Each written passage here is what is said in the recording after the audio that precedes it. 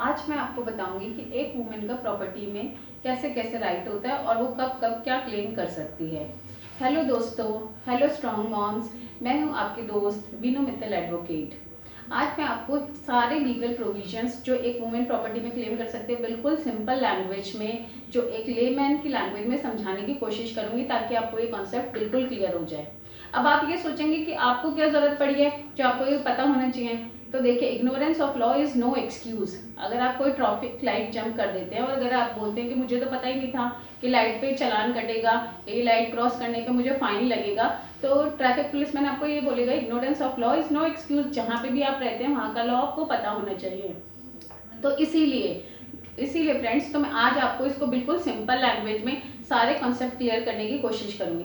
तो सबसे पहले इसमें एक वुमेन का अपनी जो खुद की प्रॉपर्टी जो वो खरीदती है उसमें क्या राइट होता है, अपने हस्बैंड की प्रॉपर्टी में क्या राइट है, अपने फादर इन लॉ की प्रॉपर्टी में क्या राइट है, और अपने ब्रदर इन लॉ की प्रॉपर्टी में क्या राइट है, और अपने फादर की प्रॉपर्टी में क्या राइट है। ऐसे करके 5 कॉन्सेप्ट्स बनते हैं, 5 कैटेगरीज हैं, जिसको हम हर उसमें मैं डिटेल में एक्सप्लेन करने की आपको कोशिश करूंगी। अब देखिए, जो आपकी खुद की खरीदी हुई प्रॉपर्टी है that is your self acquired property, जो आपका हार्ड अर्न मनी से आपने खरीदी है, वो आपके नाम पे है, तो वो आपकी मर्जी है, वो आपकी मर्जी है। आप बाय विल किसी को भी डिवॉल्व कर सकते हैं वो प्रॉपर्टी।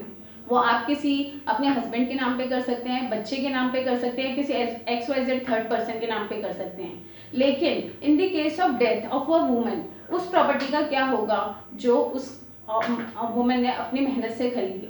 तो इन दैट केस अभी तक जो लॉ था उसमें वो प्रॉपर्टी या तो हस्बैंड या बच्चे ही क्लेम कर सकते थे, लेकिन according to the recent supreme court judgement वो प्रॉपर्टी अब ब्रदर और फादर भी क्लेम कर सकते हैं।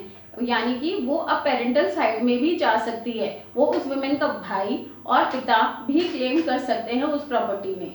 तो अब ये सबसे पहले ये कॉन्सेप्ट हुआ जो आपकी खुद की प्रॉपर्टी कहाँ कहाँ जा सकती है खरीदी।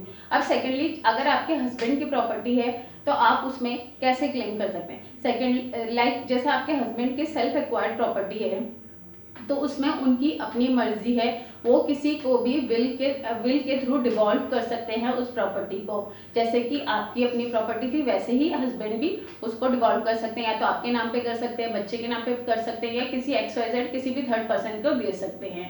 सिमिलरली, अगर intestate property, if he dies intestates without making any will, तो वो प्रॉपर्टी बच्चों में और वाइफ में equally as a equal division divide होगी। मान लीजिए अगर 3 बच्चे हैं और एक वाइफ है तो 1/4 शेयर वाइफ को मिलेगा, 1/4 हर बच्चे को मिलेगा।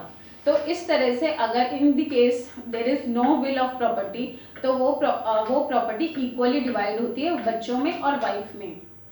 अब थर्ड क्वेश्चन अराइज होता है, अगर फादर इन लॉ की प्रॉपर्टी है, मान लीजिए इस पे अभी सुप्रीम कोर्ट की बहुत ही रिसेंट जजमेंट है जो आपको मेरे ख्याल से कोई नहीं बताएगा, मेरे बहुत ही मुश्किल से आपको पता चलेगी वो रिसेंट जजमेंट। तो इसमें क्या है, अगर कोई जो रिसेंटली अक्टूबर 2020 में ही आई है, इसमें सुप्रीम कोर्ट ने क्या कहा है, अगर कोई डोमेस्टिक वायलेंस होती है और वो लेडी को father in law, brother in law वगैरह घर से निकाल देते हैं क्योंकि वो प्रॉपर्टी उसके हस्बैंड के नाम पे नहीं है, तो in case recently supreme court ने ये जजमेंट दिया है कि उसको कोई नहीं निकाल सकता।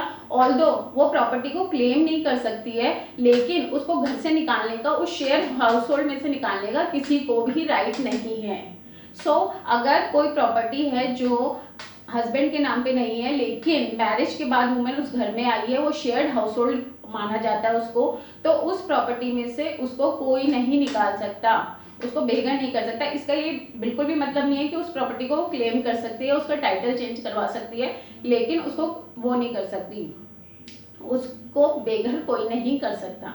अब थर्ड आता है कि अगर वो प्रॉपर्टी ब्रदर इन लॉ या ब्रदर इन लॉ मीन्स देवर की है या जेठ की है तो भी सेम रूल अप्लाई होगा, उसमें भी उसको कोई बेघर नहीं कर सकता है, लेकिन वो वुमेन उस प्रॉपर्टी में टाइटल क्लेम नहीं कर सकती, उसको निकाला नहीं जाएगा अगर वो शेयर हाउस होल्ड में काउंट होगी तो वो प्रॉपर्टी।